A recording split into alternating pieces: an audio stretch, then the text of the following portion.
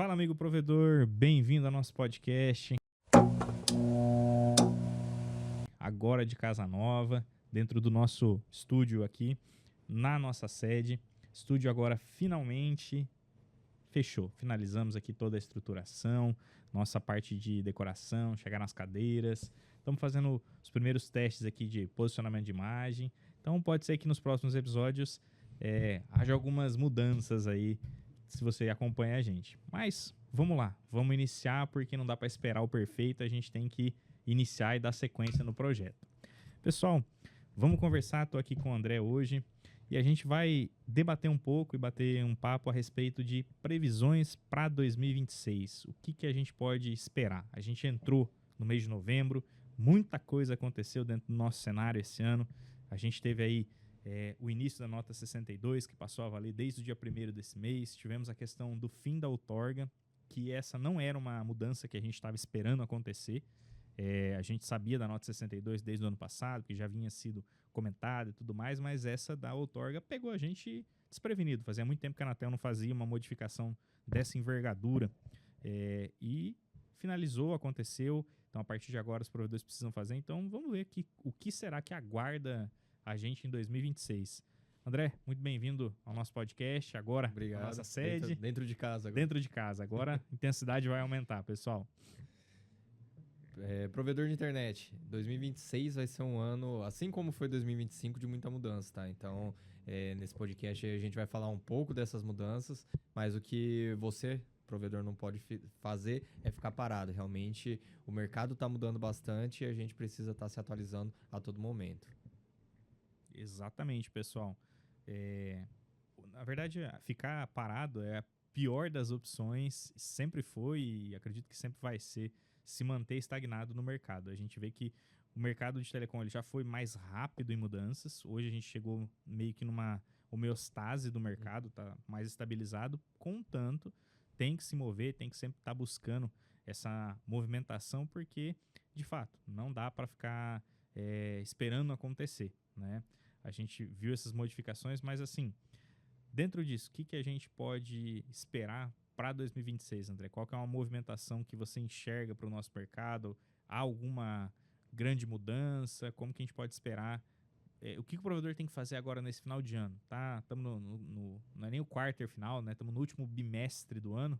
Dezembro, o ano acaba lá, dia 20. Então, o que dá para o provedor? O que tem que fazer para começar 2026 com o pé direito? Cara, vamos começar dessas duas principais notícias que você passou. Primeira, o fim do credenciamento, realmente a obrigatoriedade da outorga SCM para todos os provedores de internet atuarem de forma regular, e também o fim da nota modelo 21 e modelo 22, e agora a gente tendo que se acostumar com a nota modelo 62, NFCOM, uma nota modelo eletrônica. Sobre o fim do credenciamento e a obrigatoriedade da outorga. Isso aí foi um sinal claro da Anatel que o mercado ele não é mais para amadores. O credenciamento, quando ele nasceu, ele era uma forma de facilitar o ingresso desses provedores que estavam na clandestinidade, para eles assim conseguirem pelo menos ter o credenciamento, a dispensa de autorização. Então, até 5.000 acessos, né, 5.000 assinantes, você tinha esse benefício.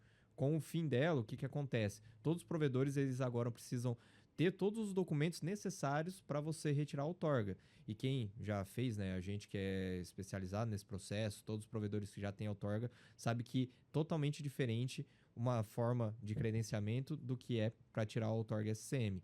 Então, a gente precisa se atualizar, né? E o que vai acontecer agora? A gente está acompanhando, muito possivelmente, fiscalizações com relação a declarações, tanto mensais, anual, que vai vir já agora no início de 2026, cadastro de estação também, que é necessário para a declaração anual. Tudo isso, a Anatel tende a ficar mais em cima e fiscalizar mais. A gente falava, né, antigamente era normal os provedores receberem PAD, né, processos administrativos. Por um tempo ali, principalmente após a pandemia, diminuiu muito. Eu acredito que agora, com a obrigatoriedade da outorga, a Anatel vai começar a bater com mais força com relação a essas obrigatoriedades. Porque tem muito provedor que acha que tirou a outorga, ou na época tirava a dispensa de autorização, estava resolvido o problema dele. E a gente sabe que não é isso. O pós-outorga, né, ele é muito importante e não pode ser deixado de lado, tá? E nota modelo 62, né, isso aí talvez a gente possa discutir até mais, porque é algo que está acontecendo. Os provedores estão tendo bastante dificuldades, não só os provedores, né, o mercado como um todo, Si, né? porque isso impacta diretamente em algo que é muito relevante, que é a questão do faturamento.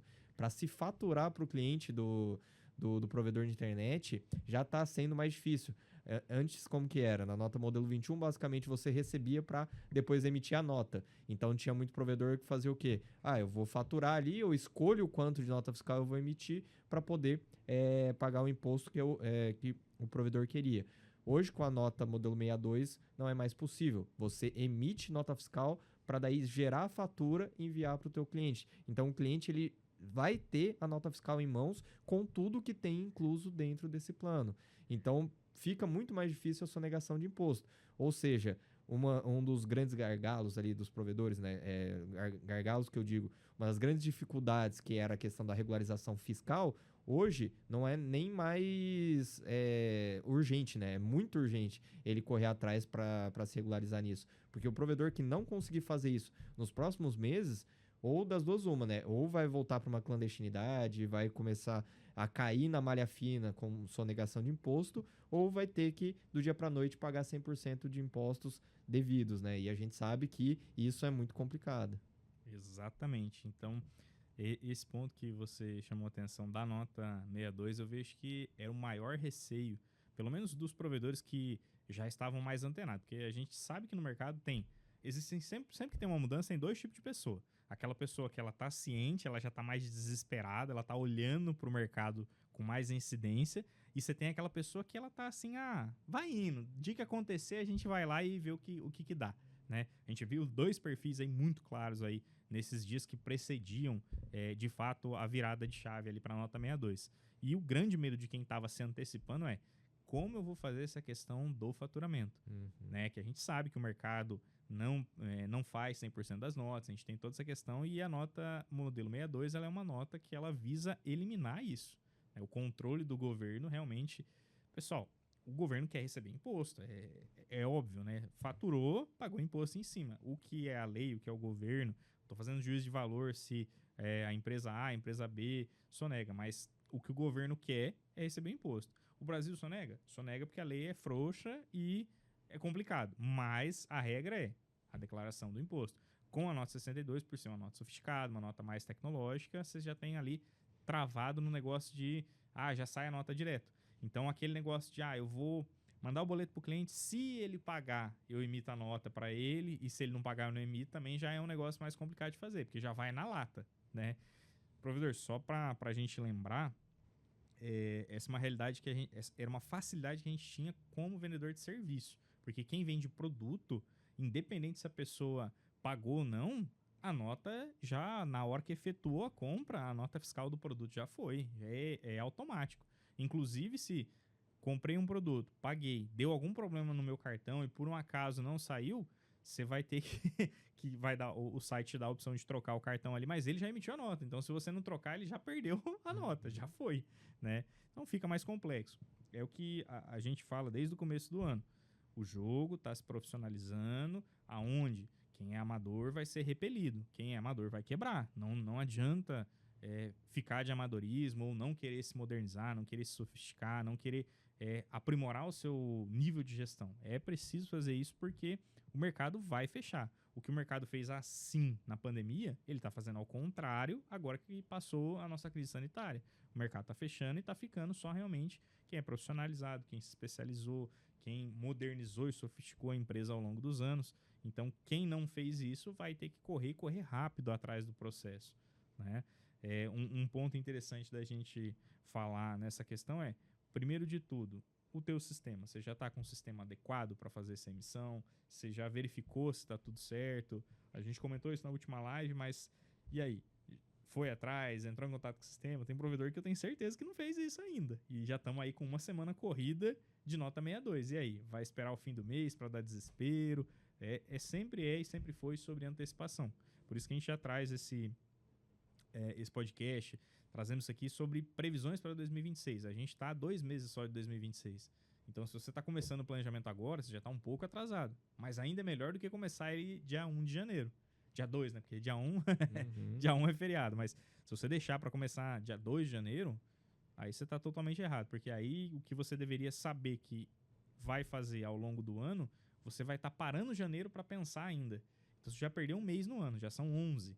Então, assim, é sobre antecipação. Sempre foi e cada vez mais, com um mercado mais moderno, mercado mais sofisticado, com players mais competentes, você vai ter que sempre estar um passo à frente do seu concorrente. Ou ele vai te engolir. Essa é a regra. Não tem para onde correr mais. Infelizmente, tem muito concorrente ruim? Tem muito concorrente ruim, mas você não pode se peneirar por baixo. Tem que se peneirar pelos melhores para conseguir, se é que o intuito é crescer, né? Eu acredito que seja, né? Mas, além disso, das modernizações, o que a gente pode esperar em relação ao governo? A gente viu várias movimentações esse ano sobre aumento de controle e, basicamente, o recado que eu vejo que o governo falou nesse ano para nós é: eu estou aqui e eu tô ciente do que vocês estão fazendo. Então, não adianta querer ficar me enganando que eu não sou otário, eu não sou trouxa. Ou seja, eu tô vendo e eu vou começar a intensificar. Eu posso não ter braços para chegar em todo mundo de uma vez. Mas, assim, eu estou vendo o que está acontecendo. Eu não estou alienado aqui e... eu sou um homem cego que não estou vendo. Então, o governo tá vendo, né? E acho que essa foi, com todas as movimentações que a gente teve ao longo do ano, foi o recado claro que o governo deixou para 2026. Cara, eu tenho dois cenários diferentes para falar sobre isso. O primeiro voltado ao cenário de telecomunicações e o outro um cenário político mais geral, tá? Eu não sou analista político, mas vou dar um pitaco aí depois. Sobre o cenário de telecomunicações. Não só o governo, mas todos que estão nesse meio, a gente sabe que o setor de telecomunicações no Brasil ele difere muito do restante do mundo inteiro. Você pega os principais países do mundo, Estados Unidos, países na Europa, Ásia, são pouquíssimas as empresas que trabalham realmente com telecomunicações, porque é um ramo que exige muito investimento e ele é um setor de muita importância para os governos como um todo. Vamos falar que ele já se assemelha ao que é a energia elétrica, saneamento básico, dentre outras coisas. Hoje você não consegue desenvolver uma cidade, desenvolver polos dentro do teu país, se você não tiver um setor de telecomunicações forte. O que acontece no Brasil? Diferentemente de todos esses outros países, a gente tem muitos players diferentes atendendo com a internet. E o que isso faz? Faz com que o mercado ele seja menos profissionalizado do que em outros locais. Por que isso acontece? Porque o Brasil ele é um país de dimensões continentais, só que com um governo muito centralizado. Quase todos os impostos eles vão para onde? Lá para Brasília. E Brasília não consegue ter um planejamento centralizado que consiga direcionar esses recursos de forma não igualitária, mas digamos de forma justa para o desenvolvimento acontecer de forma mais homogênea. Então o que precisa ser feito? Uma abertura desse mercado para pessoas, empreendedores que queiram desbaravar e realmente fazer lançamento de fibra no Brasil inteiro. E a gente sabe que tem muitos dos nossos clientes, todos eles são pessoas ali comuns ali que tinham um trabalho, viram uma oportunidade de empreendedorismo na área de telecomunicações e são essas pessoas que basicamente lançaram toda a fibra que a gente tem no Brasil. Claro, tem as grandes operadoras que ainda respondem por uma boa porcentagem, mas a maior parte de fibra ótica no Brasil vem dos pequenos provedores. E o governo se beneficiou muito disso. Só que, em contrapartida, como não são empresas tão profissionalizadas e com uma fiscalização tão rígida quanto das grandes operadoras, o governo começou a perder na outra parte, que é na parte de impostos. Por quê? Porque não conseguia ter realmente ali, recolher um imposto e nem identificar direito realmente o que o provedor estava tendo de movimentação. Agora, com a atualização do modelo de nota, né, a gente tinha aquele modelo arcaico ainda, feito de uma transmissão manual, realmente muito antigo, na nota modelo 21 e 22, com a nota modelo 62 o governo já vai conseguir resolver esse problema. Então, nisso, no setor de telecom, o que vai acontecer? As empresas que vão conseguirem fazer essa mudança, conseguirem, por exemplo, vou dar um exemplo que acontece bastante. Você tem diversas empresas ali, no nome de várias pessoas, tudo no Simples Nacional, para poder ter uma diminuição de impostos. esse é o momento, talvez, com a mudança de nota, de você começar a fazer um estudo tributário para fazer um desenquadramento e centralizar tudo e manter 100% regularizado nesse novo CNPJ. Esse é o momento de você fazer um estudo tributário, de verificar o que eu posso agregar dentro do meu plano para poder, obviamente, pagar ali todos os impostos devidos, mas ter um abatimento. Porque a gente sabe que dentro da lei tributária no Brasil, a gente tem benefícios que podem ser utilizados. Só que para isso, você precisa conhecer a legislação ou ter uma equipe, né, pessoas que vão conseguir te auxiliar com isso. Então, no setor de telecomunicações, eu só vejo essa solução para o provedor. Buscar uma solução especializada, buscar conhecimento nessa área para poder fazer com que o provedor fique regularizado. Uma outra saída daí, talvez, é estudar ali uma venda do provedor. Esse é um outro momento que, lá no podcast que a gente fez sobre previsões para 2025, eu tinha falado bastante. Provedor que tem caixa, agora no final de 2025 para 2026, que é um ano eleitoral, a gente tem uma oportunidade gigantesca. Esse dinheiro é de compra. Quem tiver esse dinheiro em caixa para poder utilizar em 2026 vai poder pegar provedores que têm uma base de assinantes grande, mas que vai estar desesperado para vender porque às vezes caiu na malha fina, teve algum problema burocrático e precisa desovar, precisa passar isso para frente. Por quê? Porque ele não vai ter dinheiro para arcar com os BOs que tem esse CNPJ. Por isso que é de extrema importância os provedores, foi de extrema importância, né, em 2025, juntar um caixa para poder utilizar agora em 2026. Então, nesse ponto é interessante a gente comentar. Isso é uma perspectiva minha, tá? É o que eu vejo aí ao longo de muitos anos estudando, muitos anos dentro do mercado. Eu conheço vários provedores aí que tem o grupinho do Suco Prates lá, que é o laranja, né? Tem 10, 15 CNPJ, o cara tá faturando 10, 12, 13, 14, 15 milhões por mês aí, tem CNPJ até no nome da tia, avó, falecida, não sei o que, pra poder dar aquela mascarada. Não tô julgando, tá? Eu sempre repito aqui, eu não sou eu não sou responsável por julgar o provedor se está certo, está errado. Cada um faz o que tem que achar, que está certo. Tem duas coisas aí, né, Arthur? É o que a gente, como profissional, a gente fala para fazer e o que a gente tem de opinião pessoal. A gente precisa passar o que o profissional, o correto, vai ser feito. Eu vou passar o panorama profissional. Se é certo ou errado, cada um que dorme, coloca a cabeça no travesseiro e vai pensar isso aí depois. Eu tenho que fazer todo esse disclaimer aqui, porque senão depois alguém faz um recorte e diz, empresa tal é a favor disso aqui.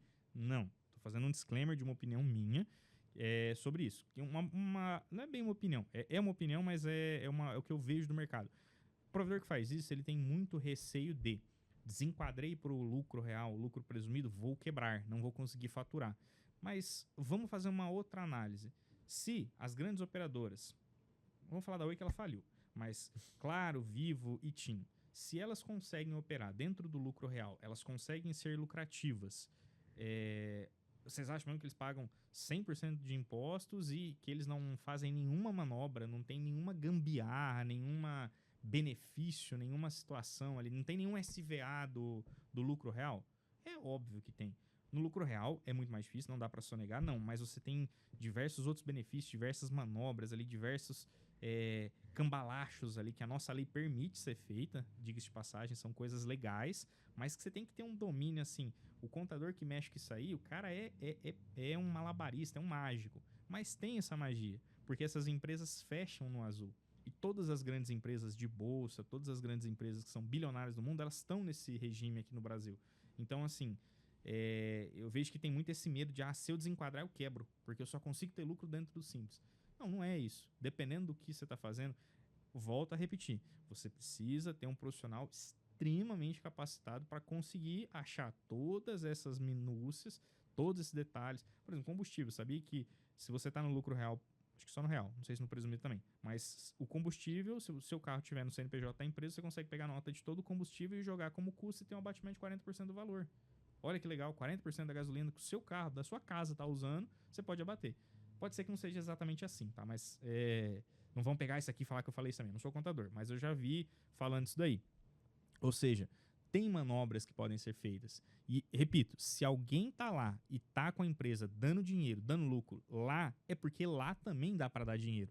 Então, se você tá nesse cenário aí e sempre o medo foi algo que te impediu, e aí, vamos lá, trabalhar dentro do CNPJ cítrico, né? Que é ter vários laranjas ali, você dorme com desespero, porque uma hora ou outra a casa pode cair, você pode desmoronar, é um castelo de cartas.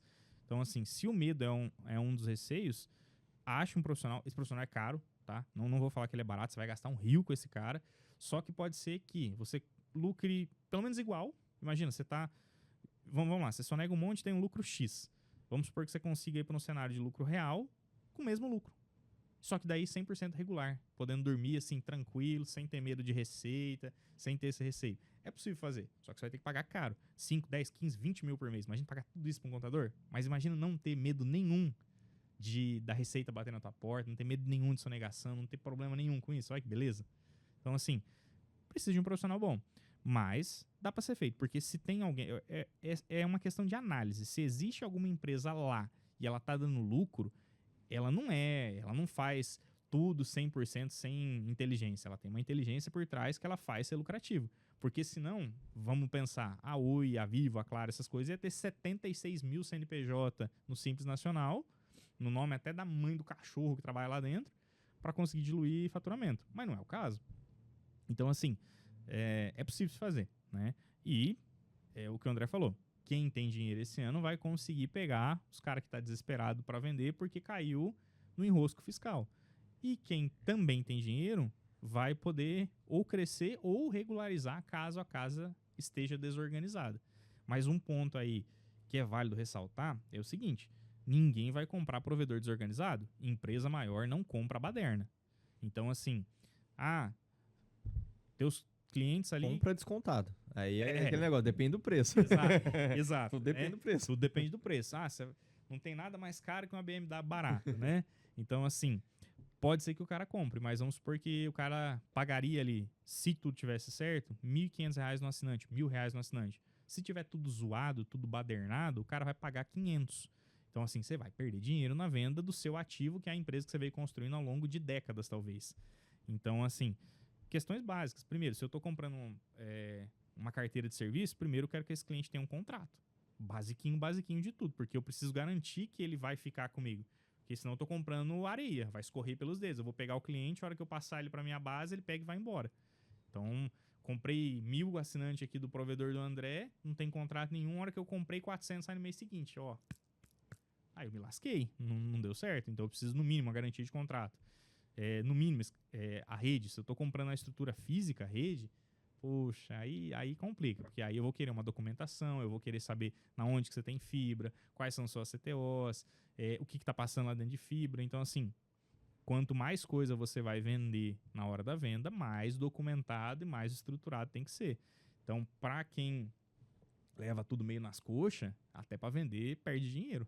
Quem não cuida na hora de vender, igual o carro, se você não cuidar do carro e for vender com pneu zoado, com para-choque amassado, mas não sei o que, banco rasgado, a hora de vender é outro valor do que o cara que cuidou do carro, que fez manutenção em dia e tudo mais. São duas situações diferentes. É só uma questão...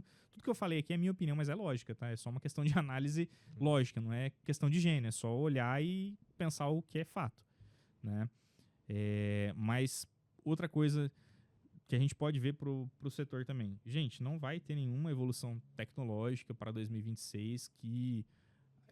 Repetindo, a fibra ótica não vai nascer de novo. Esquece, não vai ter outro pulo. A gente chegou num limite ali, tanto é que do Wi-Fi 6 para o Wi-Fi 7 a gente não sentiu quase diferença nenhuma. O assinante final, então, coitado, menos ainda. Ele já não sentia diferença no Wi-Fi 6, no 7, então, menos ainda. Então a gente não vai ter uma evolução tecnológica milagrosa que vai fazer você vender mais e que vai se auto-vender como a fibra. Então, diferenciais competitivos, o que a gente pode pensar como diferencial competitivo em 26? O que pode ser apresentado? Cara, eu acho que não muda quase nada do início de 2025 com relação a isso, tá? Eu acho que o que a gente viu nos últimos 5 anos é uma diminuição da importância do SVA mais tradicional.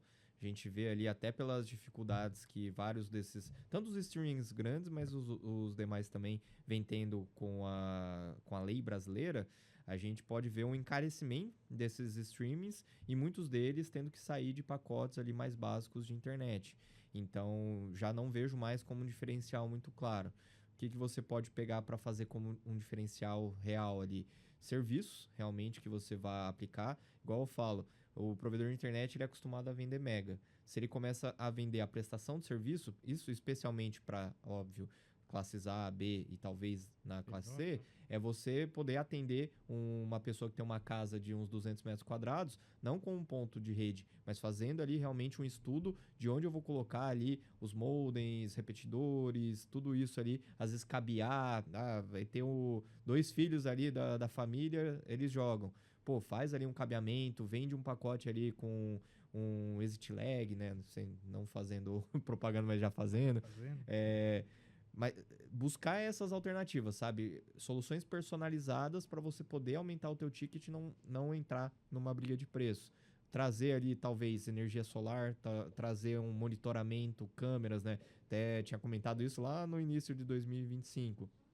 Quem tem câmeras e a parte de internet com o mesmo prestador, né? Com o mesmo provedor, eu posso até querer cancelar o meu plano de internet. Mas por que eu vou querer cancelar o monitoramento? Pô, monitoramento é de extrema essencialidade ali para casa, para as pessoas que realmente precisam de segurança. Eu posso até querer cancelar a internet, mas se eu tiver um plano de monitoramento com essa empresa, dificilmente eu vou mudar. Então é você começar a agregar outras coisas além de internet para poder criar diferenciais. Pô, casa conectada, trazer ali às vezes um IoT, né, inteligência das coisas. Pô, entra numa casa ali, faz um serviço, coloca ali aqueles interruptores automáticos, coloca ali aquela parte de cortina também automática. Tudo isso ali são prestações de serviços que você tem um valor agregado talvez até maior que o pacote de internet, só que ele vai embutido nesse pacote de internet. Então por que a pessoa vai cancelar? Se eu cancelar, eu vou ter que tirar tudo isso da minha casa, entendeu? Então são situações ali que o provedor ele precisa começar a estudar. Isso, obviamente, tá? Provedores que estão estruturados, que tem caixa para investir nisso. Não dá para pegar alguém que está sem emitir 100% de nota, quebrado, endividado e querer fazer isso nesse momento. O cara não vai ter nem tempo, nem cabeça e nem financeiro para fazer. Mas pensando em empresas que realmente, pô, eu consigo parar, fazer um planejamento estratégico para 2026, começa a estudar outras alternativas além da internet. Porque a gente vê cada vez mais essa dificuldade, né? Quando você vai vender para alguma casa, vender para alguma família, você geralmente ou está vendendo para alguém que já morava em algum outro lugar e está se mudando para aquela nova residência, ou você está indo para uma pessoa que estava com outro provedor de internet e está mudando para o seu. Ou seja, dificilmente você vai ter um aumento expressivo no número de usuários de internet. Por quê? Porque a gente aumentou muito nos últimos anos a cobertura com fibra ótica no Brasil. Então você não está mais buscando bairro novo. Você não está abrindo mais um bairro, você está buscando clientes que já estão com o seu concorrente, seja no lugar que ele está, seja no novo lugar para onde ele vai morar. Então, são situações que o provedor precisa começar a entender que o mercado já não é mais o mesmo de 5 anos atrás e que usar as mesmas estratégias de 5 anos atrás vai ser um tiro no pé. Exatamente. A gente tem, você falou um ponto interessante que o mercado de telecom no Brasil, ele era... Eu sempre vou fazer paralelos com coisas comuns para a gente conseguir fazer esse comparativo aqui, para ficar fácil de visualizar, pessoal.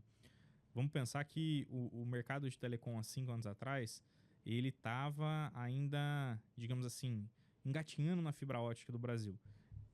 Boa parte da nossa audiência aqui, há 5 anos atrás, você pensar, você estava abrindo bairro. Você estava lançando fibra, abrindo bairro. Isso independente se você estava numa cidade com 1 milhão de habitantes ou numa cidade com 3 mil habitantes. Você estava abrindo bairro. Hoje, a gente pode dizer que a cobertura de internet no Brasil, igual o André falou, é quase que de 100%. Pode ser algumas regiões mais remotas aí e tudo mais, porque o Brasil é do tamanho de um continente, né, gente? Então vai ter lugar que não pega. Mas, assim, boa parte das cidades, principalmente região sul, sudeste, centro-oeste, boa parte da região nordeste também, só mais a região mais do centro árido ali, algumas regiões, vamos pegar a região norte ali, porque é muito grande a extensão, você tem uma certa dificuldade logística de levar cabo independente da cidade. Tem situação que você precisa passar com um cabo submarino para atravessar um rio para chegar na outra cidade. Então você tem algumas dificuldades técnicas ali. Mas assim, a grosso modo, vamos por 80%, talvez a gente já tenha conseguido chegar com fibra em cobertura. Então, não é mais sobre buscar novos clientes que nunca tiveram internet. Isso é raríssimo você vai conseguir fazer isso. Você sempre vai pegar uma pessoa que já usou a internet de algum concorrente seu. Vamos pegar o caso de um prédio novo. 100% das pessoas que vão morar ali já usaram a internet de algum concorrente. Então, esse cara ele já vem com a cabeça configurada sobre alguma internet. Ele já tem setado na cabeça dele qual que é a boa e qual que é a ruim na cidade. Então, é sobre ficar trocando de clientes. É o rouba-monte. Eu pego o seu cliente, você pega o meu cliente e assim sucessivamente. Para o provedor é meio ruim de enxergar isso, porque isso até, digamos assim, uns 2 anos atrás, não existia. Porque a gente ainda estava chegando a 100% do nosso público endereçável. A gente estava chegando a 100%. Mas vamos pensar em um outro cenário. Mercado. O mercado já chegou a 100% dos clientes deles há mais de 100 anos. Então, você imagina que qualquer mercado na cidade, todos eles vendem mais ou menos a mesma coisa. Todos os mercados você vai encontrar comida, bebida, produto de limpeza, carne. Então, assim, você imagina, eles já estão trabalhando com o commodity, com a saturação há muito tempo. Então, eles já estão muito mais sofisticados nisso daí. Então, o que o mercado fez? Há uns 10 anos atrás, os caras lançou a ideia de jogar uma padaria dentro do mercado, porque eles viram que as pessoas compravam pão para consumir com o produto ali. O mercado jogou primeiro, antes disso ainda, ele jogou açougue para dentro. Então, você imagina, esses são caras que estão há muito tempo trabalhando com a mesma coisa. Eles já estão comoditizados, o mercado já é muito mais sofisticado, já é muito mais maduro, mais amadurecido nesse sentido. Hoje você vê mercado que tem restaurante dentro, você vê mercado aí que tem pizzaria dentro, então mercado que faz uma galeria com um monte de loja para ele sublocar, para trazer mais pessoas ali. Diversificação de receita. Diversificação de receita, né? O provedor ele tem que enxergar dessa forma também, porque não basta mais, o Mega já deixou de ser há muito tempo ali o que chamava a atenção do cliente, né? E na ponta do lápis, mais do que ninguém, o provedor sabe que de 100 mega para cima, o cliente não muda porcaria nenhuma na percepção dele, vai rodar do mesmo jeito, vai ser liso do mesmo jeito. Então, assim, é de fato entender o cliente. Igual o André citou alguns exemplos aqui para atender classe A, classe B, cliente PJ. Ah, mas eu só atendo C e D, ou D e E, né? Eu atendo um bairro muito pobre, um lugar muito pobre, não tem. Então, cara, você tem que pensar, é preço, no teu lugar não tem mágica, você está atendendo pessoas com baixo poder aquisitivo, é preço. Mas você tem que diversificar, por exemplo, método de pagamento, método de recebimento, porque o seu problema eu garanto que é inadimplência, porque característico de classe C e D pode ser inadimplência o seu problema. Pode ser que essas pessoas tenham aquela característica de ficar migrando de provedor em provedor, não devolver equipamento. Então é um contrato bem fechado, é uma diversificação de pagamento. Tem que receber até em telecena velha, moço. Cara, tem que diversificar. Vou falar algo que um cliente já falou que ele trabalha, além de internet, para não só a população classe D e E, mas no geral, gás. Porque é outra commodity, é outro produto que você vende comoditizado, mas de extrema necessidade, e você consegue vender porque você já Desde tem o pobre até o rico, você já todo mundo tem precisa. o contato desse cliente. Já. O cliente, você já prospecta ele dentro da sua base, falando que você tem um desconto, um vale gás ali para esse cliente no voucher de tanto. E eu já vi cliente trabalhando com isso. Então, é sobre isso. Porque a gente fala algumas estratégias aqui, mas você fala assim, mas vocês só falam para atender cliente A e B, isso aí não tem na minha região. Né? A gente sabe que o Brasil é um país que, economicamente, o pessoal não tem muita grana no Brasil. Né? A regra geral do Brasil, e maior parte do Brasil, é de uma situação mais complexa, mais precária financeiramente. Porém, você tem que entender o que é... Esse é um ponto bom de análise. É partir do... o que é o básico que o meu público, tendo muito poder aquisitivo ou não, consome? O que todo mundo consome? Como eu consigo fazer com que o meu produto seja associado ou ligado a esse produto para eu conseguir empurrar mais de uma coisa para o cliente? Faz total sentido, guys. Independente se você pode ser milionário, bilionário ou pobre ou fudido, gás você consome. Gás você consome. Todo mundo precisa cozinhar. Ninguém come comida crua aqui no Brasil, né? Exceto comida japonesa, mas daí é outra história. Mas enfim, faz sentido. Então é sobre isso, é entender. Bom, eu atendo o público tal. Ok, o que eu posso direcionar? Eu tenho uma característica na minha região que eu tenho uma parte da minha carteira boa, é classe D e E, vou tentar direcionar um produto. Eu vi que eu tenho na minha carteira 10% que é PJ. Opa, para PJ é outra história, é outro negócio. Você tem que vender mais caro, tem que vender plano dedicado. Eu já vi o semi-dedicado, olha que beleza. É uma invenção aqui da região, da galera do Paraná aqui, e vende também. Só que vende 3, 4 vezes o preço do ticket. e no fim é o mesmo link, só que com IP fixo. Então, assim, tem que se analisar qual é o teu tipo de cliente e pensar alguma coisa que você possa estar colocando junto ali que estimule. E não é pensar no SVA, gente. Durante muito tempo também se pensou que o SVA é um atrativo de compra. Não. O SVA não é um atrativo de compra. Nada você vai conseguir ofertar que vai ser, nossa, eu vou contratar esse provedor porque ele tem isso. Né? Não. Mas ele é algo que faça o que o André falou. Que te mantenha na base, que evite o cara cancelar. Que ele vai falar assim, nossa, que trabalho cancelar a minha internet, moço. Eu tenho isso, aquele outro, tem monitoramento, tem isso aqui, tem o gás, tem tudo isso aqui dentro. Se eu cancelar vai dar muita dor de cabeça. Fica. Aí a pessoa, você ganha a pessoa. Ou seja, você cria um monte de muros que faz com que a pessoa fique mais tempo dentro do provedor e que um concorrente, se chegar ali abaixando o preço, não vai fazer diferença na tua base. Porque a tua base está ali muito amarrada aos teus serviços, ela tem muito contrato com você. Então, para ela, o esforço é muito grande. E o brasileiro trabalha pela diminuição mínima do esforço. É o mínimo esforço. Então, se você conseguir empilhar serviços ali que façam sentido, aí sim, né? Vamos pegar a gente falou de SVA, né? Vamos pegar uma coisa que foi esse ano, não lembro se foi. Mas a Amazon, quem assina o Prime aí, não lembro se foi esse ano ou no ano passado, o Prime botou anúncio no plano Prime. Então você tem que pagar mais R$10 para tirar o anúncio. O plano base deles é com anúncio. Eu tenho Prime. E eu não cancelei. E eu fico puto toda vez que eu vou assistir um seriado e entra a porcaria de um anúncio. Mas é o comodismo. Eu compro muita coisa na Amazon, para empresa, compro na minha vida pessoal. Então, assim, aquele negócio do frete me mantém. Mas a Amazon tá daí só indo nesse direcionamento. Eles foram um pouco mais inteligentes porque eles viram que o catálogo do Prime por si só não segurava. Então não tem tanto problema você colocar os anúncios ali. Só que o que eles fizeram? Fizeram parcerias com quase todos os outros streamings. E dentro da própria Amazon você consegue adquirir esses outros streamings. Então você consegue entrar numa Paramount, na HBO. Mais uma vez, o que é isso? É diversificação de receita. É você não depender só da receita do que você já tem em mãos. É você buscar parceiros ou você mesmo fazer situações em que você consiga trazer uma nova receita desse mesmo cliente que já utiliza. Você já utiliza a Amazon porque você quer ter o frete grátis e precisa comprar as coisas. Em algum lugar você vai acabar comprando. Então, dentro do ecossistema Amazon, o que eles têm que fazer? Tem que achar uma nova forma de te monetizar. Tanto que uma das estratégias principais da Amazon eles pegam alguns produtos em que não só eles não têm lucro, como eles têm prejuízo. Eles colocam vários produtos que você compra lá dentro com prejuízo de forma intencional para você utilizar a Amazon e com essa utilização você comprar outros produtos e adquirir esses outros serviços que aí sim ele começa a ter um ganho. Então ele não tá, a Amazon não pensa a curto prazo, óbvio, né? A gente tá falando de uma empresa bilionária que tá olhando para daqui 10 anos e não para o mês seguinte.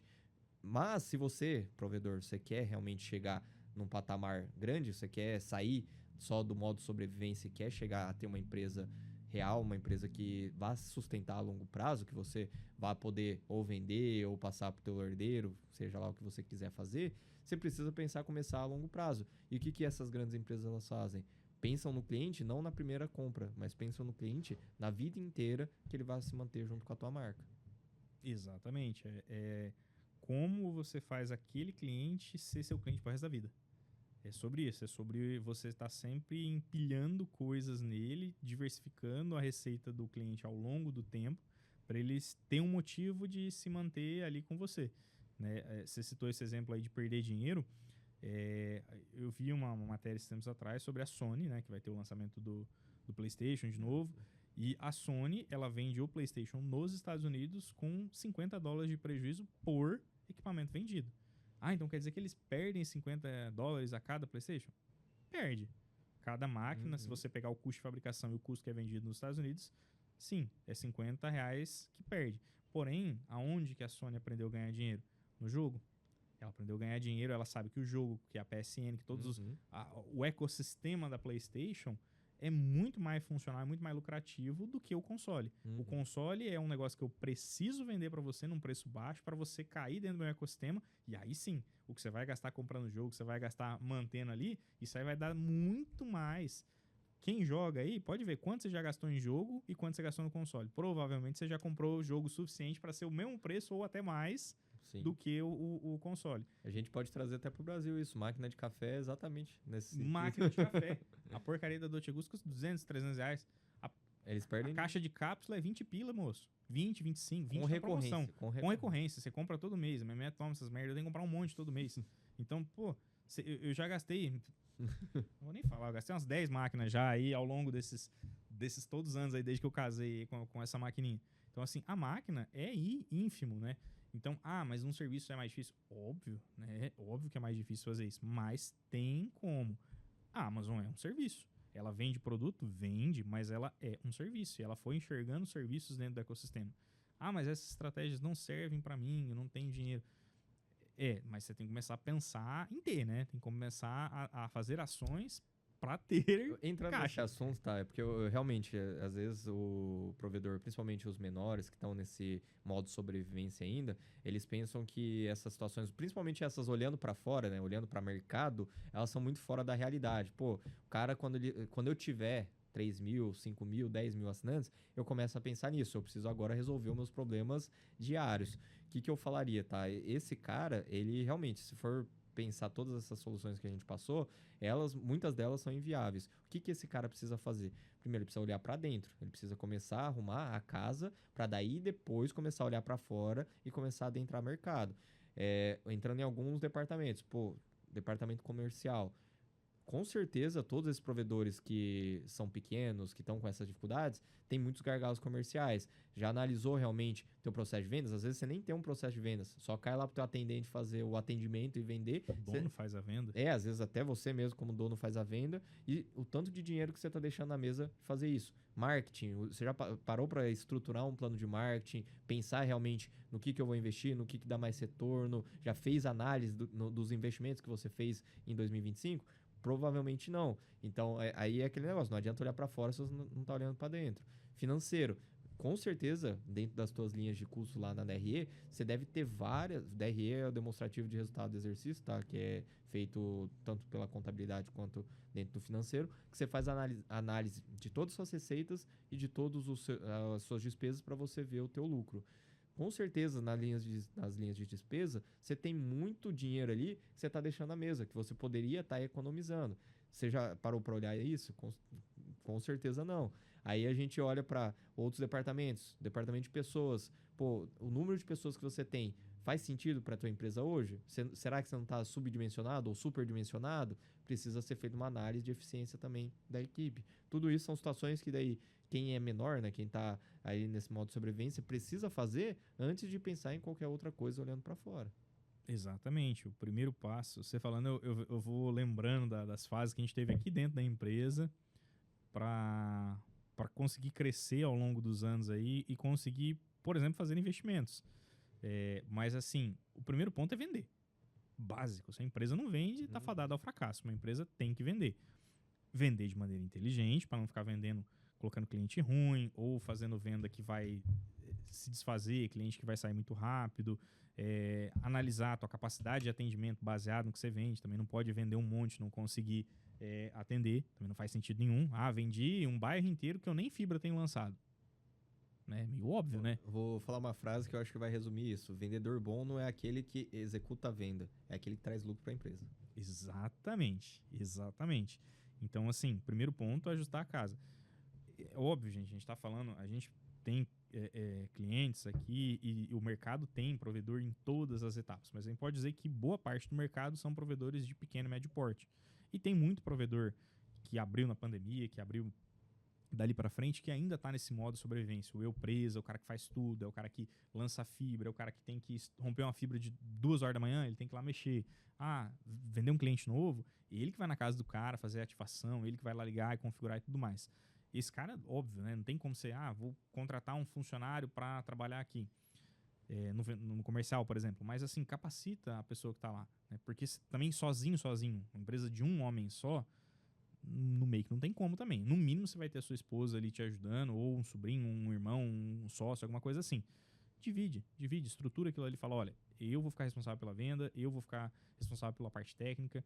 E, cara, capacita, compra curso, estuda, aprende método, bota para vender. Porque a hora que você começar a vender, começar a ter fluxo, eu vejo isso na empresa, a hora que a gente conseguir estruturar o comercial ter vendedores ali que geravam resultado, não é um extraordinário, mas que geravam resultado constante todo mês, você começa a ter previsibilidade, você começa a poder pensar assim, bom, eu sei que nós vamos fazer isso aqui esse mês.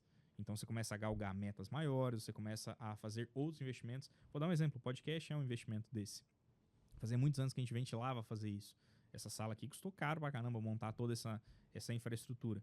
A gente está pensando em vender cliente já por meio disso aqui, ou transformar isso aqui numa unidade de negócio? É óbvio que a gente pensa, mas a gente sabe que isso também é um processo.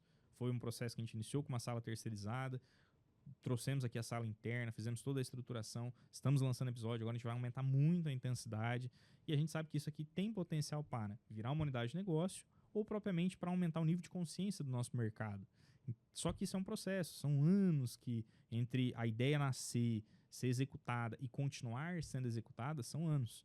E para isso a gente precisou ter um comercial que vendesse ali sempre de maneira constante, indo melhorando, aprimorando, aumentando, botando ferramentas, sofisticando, capacitando a equipe. Para quê? Eles garantindo ali sempre a constância de estar sempre vendendo, a gente pudesse olhar para outros departamentos da empresa para organizar também. Sempre é uma organização, gente. Ter empresa é o caminho mais difícil que pode existir, por incrível que pareça, é o caminho mais difícil. A gente entende que o mercado nasceu de uma oportunidade, o mercado de telecom ele nasceu da oportunidade. Como o André falou no começo aqui, se vocês forem pesquisar ou perguntar para qualquer pessoa, qualquer brasileiro que mora na gringa, ele vai falar para vocês, são pouquíssimos prestadores de serviço. É só o Brasil que adotou esse modelo de abertura devido principalmente ao tamanho da nossa dimensão territorial, onde o governo jamais ia conseguir chegar pelo próprio braço em todas as cidades, e as empresas de telecom, se ficasse só nas 4 operadoras, elas não iam ter interesse em chegar em todas as regiões do Brasil. Igual eu sempre cito, a minha cidade natal, uma cidadezinha de 8 mil habitantes, não tem as 4 operadoras lá. Não tem e não vai ter, porque elas não têm interesse nenhum em todas elas estar lá. Se eu não me engano, acho que só com fibra, só a Oi tá lá. Tava, né? Tava, né? Mas assim, pra vocês terem ideia, em 2025, uma cidade aqui no Paraná que só a Oi Fibra tá lá com fibra. Não tem Vivo, não tem Claro e não vai chegar, mas tem provedor local. Então, assim, a característica do nosso país é um pouco diferente. Você vai para os Estados Unidos, se eu não me engano, são 100 provedores no país inteiro. Né? Você vai para a Itália, que é muito menor, se eu não me engano, são menos de 20 players. Então, o mercado fecha. A nossa característica é aqui diferente. Então, é necessário você ir olhando para dentro, mas sempre com o olhinho para fora. Não é só olhar, resolver interno, mas sem uma ideia do que fazer no futuro. Eu estou arrumando isso aqui para ter constância de venda, para eu conseguir ampliar, para eu conseguir vender essa empresa para alguém, para eu conseguir... Crie metas, tenha plano. Não é só olhei a oportunidade e vou fazer por fazer. Crie planos. Hoje eu sou um Zé Ninguém aqui no meu provedor na minha cidade. Pô, eu tenho o objetivo de ser o maior da cidade. Óbvio que se você está em São Paulo vai ser um pouco difícil, mas enfim. Mas se você está numa cidade pequena, tem esse objetivo, crie metas. Eu quero ser o melhor. Primeiro eu vou ser o melhor do meu bairro. Eu sou o melhor provedor, vou ter mais cliente, vou ter mais receita. Depois eu quero ser o melhor da região, da micro-região que eu estou na cidade. Depois da cidade, depois da minha micro-região. Tenha como meta sempre estar crescendo, porque isso vai fazer com que você sempre busque conhecimento, sempre busque aprimoramento. Você não vai ficar estagnado. Quem fica estagnado, chega alguém maior e te engole. Fato. Tudo que eu vi nesses anos aí é exatamente isso. Quem fica estagnado, em algum momento entrou um concorrente que veio lá e arrebentou com aquele cara, e aquele cara de 10, 15 mil assinantes voltou para 2, 3, teve que vender. Então, isso aí, tô falando de gente maior. Imagina um cara com 1.000 assinantes entrar um gigante lá e você tá todo... bater em bêbado, né? Vai apanhar e vai perder. Então, o fato de ter metas faz com que você sempre se programe, sempre busque estar ali. O que eu preciso fazer para chegar no próximo passo? O que eu preciso aprender? Né? Tenha esse conceito muito importante. O que eu preciso aprender para chegar no próximo passo? Você falou, a pergunta original era sobre diferencial competitivo. Parece muito básico, mas essa estruturação da empresa, ela é um diferencial competitivo. Porque a maior parte dos empresários no Brasil, eles não têm uma formação. A gente comparando daí com os Estados Unidos ou mesmo com a Europa, com países de primeiro mundo, a gente sempre fala, né, que o nível de concorrência lá é inúmeras vezes maior. Porque você tem pessoas ali que são formadas em Harvard, Stanford, Oxford e outras grandes universidades abrindo empresas. Você imagina concorrer com esse pessoal. Então só de você estruturar a tua empresa, você às vezes já é o primeiro do teu mercado na tua região. Só de você fazer o básico, você não precisa nem fazer nada extraordinário. Se você fizer esse básico, você já ganha da maior parte das pessoas. Por quê? Porque o Brasil, querendo ou não, no geral, carece desse tipo de informação, desse tipo de conhecimento. Então, por isso que eu bato bastante na tecla, né? Se você não tá nesse ponto, né, lá do início do nosso podcast, de olhar para fora, pô, posso investir nisso, naquilo, faz a tua lição de casa, olha para dentro ali, arruma tudo que você tem para arrumar em 2026, tira um tempo para isso, que aí sim você vai ver a diferença daí lá para 2027, você com caixa, dinheiro no bolso, o que você não vai poder fazer. E aí, isso, eu tinha falado até que entrar na parte política, independe que governo que vai ganhar, quem que vai ser o presidente, quem vai ser o governador do teu estado, independe. Você só fazendo o teu, você já pode chegar ao final de 2026 e início de 2027 muito melhor do que você está agora. Exatamente, pessoal. Nesse ponto aí, vamos dar uma opinião um pouco polêmica. Se você é empresário e você depende de um governo X ou um governo Y para progredir, está sendo empresário errado. A não ser que a sua empresa viva de licitações, que isso aí é 100% politicagem. Se você falar assim, esse governo aqui me ajuda, não sei. Cara, não espere o governo te ajudar. Né? O Brasil ele é ambidestro, né? Direita e esquerda não estão nem aí pro povo. Pode esquecer disso daí, não se preocupe. Quem toma no centro é o povo.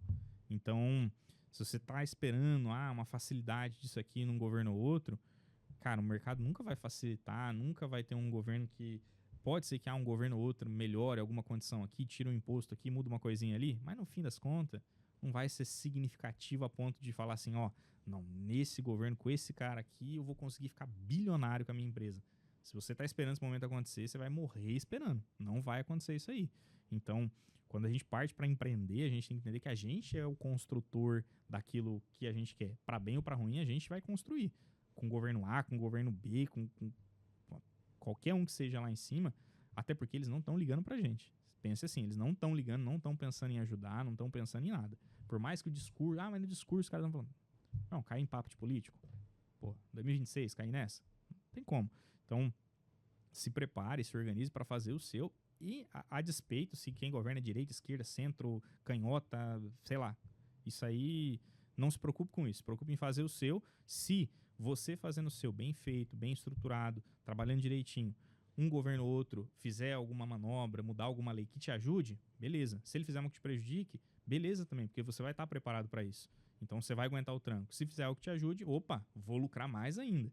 Se fizer algo que te prejudique, não vou perder dinheiro, pelo menos. Né? Então, não pensar, mais uma vez, não terceirizar para outras pessoas. Se você escolheu empreender, você é o construtor do resultado. Para bem ou para ruim. Se o resultado é uma merda, você construiu. Se o resultado é ótimo, você construiu também. Então, foi uma opção. Você poderia ter passado um concurso do Banco do Brasil. Poderia ter estudado.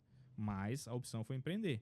Por um faro de negócio, por uma oportunidade, ou às vezes por uma falta de oportunidade, fui demitido, peguei meu acerto, montei um negócio. Tudo bem, tudo bem. O que te levou até lá não é o fato. O fato é o que você faz dali para frente.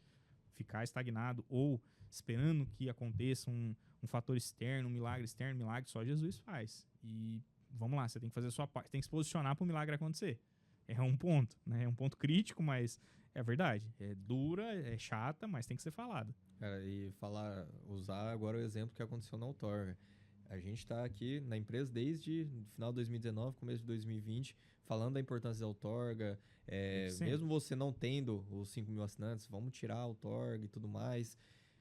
A maior parte dos provedores não queriam ouvir isso. Aí chega agora que a Anatel deu um prazo de 3, 4 meses para fazer, aí não tem toda a documentação, estava com inscrição estadual inabilitada também, não corria atrás para poder regularizar isso, um monte de certidão negativa também, não conseguia tirar. Aí, nesse prazo, a culpa é da Anatel, porque o provedor não conseguiu tirar, Exato. ou a culpa é do provedor que teve todo esse tempo para poder se mexer. E eu digo do provedor porque tem muitos empresários ali que estão à frente que às vezes não dão a devida importância para isso. É só um documento a mais. Mas se tivesse se adiantado, é aquele negócio, pegar a responsabilidade e na época ter feito, não teria tido os problemas que está tendo agora. Então é aquele negócio, né? A gente pode terceirizar. A culpa é do governo, a culpa é da Anatel, a culpa é da assessoria, a culpa é de todo mundo, menos da pessoa. Exato. Então pega a responsabilidade para você e também vai e faça, entendeu? Não, as próximas vezes, não espera o problema surgir para daí sim remediar. Você já pode se antecipar para muitas das coisas que você vai sofrer lá na frente. Exatamente, pessoal. Então, assim, realmente é assumir a responsabilidade, puxar para si e resolver. Digamos assim, o André falou, era uma coisa, um documento a mais. Mas se você tivesse feito, seria um documento a menos para se preocupar, né? E como eu disse, na maior parte das vezes na vida, não tem muito o que esperar dos outros, porque a maior parte da gente a gente é o responsável por fazer. Sabe uma coisa que você não é responsável? O Brasil ganhar título. E nessa escalação, com essa última escalação, e pelo amor de Deus, né? Meu Deus do céu. Não vai, o Hexa não vem, não, gente. Pode esquecer que não vem. Isso é uma coisa que não é a gente, que não depende da gente, a gente torce, mas eu te dei um exemplo de uma das poucas coisas que isso aí não tem como eu ou você ou qualquer um de nós que fazer alguma coisa para melhorar isso. Se os caras não jogar, meu irmão, pode torcer à vontade, pode ir no jogo, pode pagar sócio torcedor aí que não vai resolver, não vai gerar resultado. Isso aí. Mas no resto, é a gente correndo pela gente, a gente fazendo, porque não vai ter quem faça por nós, né? E nesse ponto aqui, a gente sempre trabalha com prevenção. A prevenção ela é complexa, porque a pessoa lembra da prevenção na hora que acontece o problema. Na hora que a pessoa infarta, ela lembra que ela deveria ter tido uma vida saudável. Uhum. Então é na hora do desespero que vem a prevenção. A nota 62, só pra gente fechar o arco de pensamento aqui, por mais que ela começou a valer em novembro, mas desde o começo do ano, se você quisesse, já era possível emitir. Então a empresa. Teste. Exato, em caráter de teste, a empresa poderia ter se inscrito, feito todo o procedimento lá e ter começado a fazer. Ah, mas para que se preocupar com isso? Pois é, o cara que se preocupou com isso lá atrás, o jogo virou aqui agora em novembro e ele já tá fazendo. Então para ele não mudou nada. Para ele foi só isso aqui. Foi só mudou do dia 31 pro dia 1º de novembro. Não mudou nada na vida dele. Por quê? Porque ele já se antecipou. Ah, mas esse cara é um cara grande, milionário, tarana. Às vezes não. Eu conheço empresas aqui que eram pequenas, onde o cara tá fazendo esse processo aí e o cara só quis ter menos dor de cabeça. Ele só quis antecipar a dor de cabeça e resolver já. É que geralmente o provedor ele não quer fazer isso porque, digamos, na zona de não conforto, né? Na zona de desconforto dele, geralmente essa parte burocrática. Ele quer fazer a parte mais técnica do dia a dia ali. Às vezes quem é mais comercial é aquela parte de tratativa com o cliente. Quando chega nessa parte mais burocrática, puta, emissão de nota fiscal é foda, né? Vai chegar na parte de tirar uma outorga, chato pra caramba, entendeu? Mas por isso que mesmo você não gostando, você precisa correr atrás. Aquele negócio, né? Eu tô mudando agora, tem um monte de coisa chata lá que tem que correr atrás, né? Concessionária que você tem que tirar, imobiliária que tem que tratar. Eu poderia só empurrar com a barriga e... Só que se eu não fizer, ninguém vai fazer por mim. E é a parte chata, é a parte burocrática. O legal é você chegar no lugar novo, mudar... mesma coisa de viagem, né? O chato ali é depois você fazer todas as contas ali do que você gastou e tudo mais que você tem que fazer. O que é legal? Você ir pra viagem, aproveitar, curtir com a tua mulher. Isso é legal. Essa é a parte Você boa. precisa as partes boas, elas trazem consigo as partes ruins também, que você precisa estar fazendo. Empresa não é diferente. Você vai ter as partes boas, as que você gosta mais de fazer, mas também tem aquela parte ruim, chata, que você precisa estar executando. E empresa, pode ter certeza, é o caminho mais difícil para riqueza. Talvez seja um dos poucos que existam, mas é o caminho mais difícil, gente. Não é o mais fácil. Isso é uma coisa que as pessoas não falam para quem vai empreender, que se glamoriza muito empreender. Nossa, mas não é não, gente. Não é não. É acordar cedo, é se preocupar o tempo inteiro, é ser quem vai ter que resolver na hora que der bosta. Então, assim, não é glamuroso. Pode colher os frutos aí, é quem colhe os frutos, e tem que ser, mas glamuroso, assim, só louros não é não, né? Tem muito mais pedra no caminho do que os louros ali. Mas se você acreditar num propósito, fez aquilo por alguma coisa, você vai, digamos assim, vai compensar o esforço ganhar ali. Dinheiro... Até se for para ganhar dinheiro, o intuito final vai compensar. O ponto, né? Que é o ponto no fim, né? Não vamos ser hipócritas, ninguém... Senão abrir uma ONG, né? Fazer só o bem, não. Fazer o bem primeiro pro seu bolso, pra sua família, pra providenciar coisas boas. Tô fibrando a cidade aqui porque é minha missão de vida. Minha missão de vida é conectar o Brasil. Não. Sua missão de vida provavelmente é gerar uma condição financeira melhor que os seus pais tiveram, proporcionar pros seus filhos, pra sua família. Não tá errado, tá mais que certo. Todo mundo tem que buscar melhorar e ascender socialmente. Mas saiba que vão ter pedras aí no caminho aí e que não vai ser muito fácil. E que tem que estar sempre olhando para frente, olhando para o mercado. Um ponto que a gente já bateu algumas vezes aqui, a gente já comentou, ser provedor aí, quanto tempo você é provedor? Já foi em algum evento? Já foi olhar o que está acontecendo no mercado? Ah, mas o evento é não sei o que e tal, não tem disponibilidade. Cara, o evento é uma chance, uma oportunidade de você olhar para as empresas do mercado, de você fazer network com outros provedores, às vezes com provedores de outro estado, você conversar com um cara que é de outro estado, ver com ele o que ele está fazendo, o que está dando certo lá, se a sua dificuldade é a mesma, se não é, bater papo nos stands, entender o que o mercado está trazendo de novo, de possibilidade, fechar negócio bom, porque geralmente as empresas levam condições melhores, mais facilitadas, preços melhores aí para os eventos, então fechar serviço, comprar produto, assistir palestra decente. Assim, se você nunca foi, programe-se para ir. Tente em 2027, 26 aí pegar, ir num evento, realmente se inteirar um pouco sobre o que está acontecendo no mercado, porque senão você vai ficar sempre alienado, sempre sem saber, vivendo o seu próprio mundo. Às vezes alguém de outro estado já resolveu o problema que você está hoje e o caminho não é tão difícil. Só que você precisa conversar, você precisa acessar essa pessoa, né? Às vezes você precisava de algum serviço, precisa contratar alguma coisa para tua empresa e você não tem tempo para parar, ficar ligando, ficar fazendo orçamento aqui, orçamento ali. Na feira você tem essa disponibilidade. Então, pegue os eventos aí que existem na sua região. É óbvio, não é em todos os estados que tem evento de grande porte, mas veja se tem algum próximo do seu estado. Verifique se você tem possibilidade de ir para outro estado, ou se tiver até um regionalzinho ali que você consiga ir, vá, porque é uma oportunidade de você aprender algo novo. Com certeza você vai agregar alguma coisa, com certeza você vai ver alguma informação que pode ser que ela te destrave em algum ponto, pode ser que ela te ajude a sair de uma dificuldade dentro do provedor, ou propriamente que ela te faça uma virada de chave ali dentro, né? Pode ser pequeno, pode ser menor, mas vá disposto a buscar essa informação. Essa é uma dica aí para 2026 aí, se você não fez isso ainda, né, na sua carreira como provedor. Pessoal, esse foi o nosso primeiro podcast dentro desse estúdio maravilhoso que a gente construiu para vocês, para realmente debater, trazer conteúdo para vocês, conteúdo de valor, né? É sobre sentar, refletir.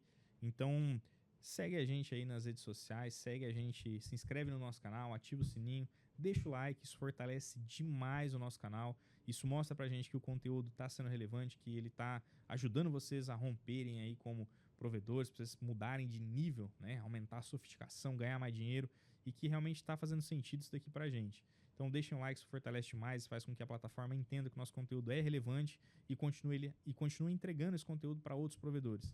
Então deixe seu like, deixe seu comentário com sugestões de temáticas para a gente poder abordar também. Se inscreve no canal e acompanhe os próximos episódios. Agora com estrutura própria, a gente vai trazer muito mais conteúdo para vocês. Um grande abraço e até o próximo episódio do nosso podcast.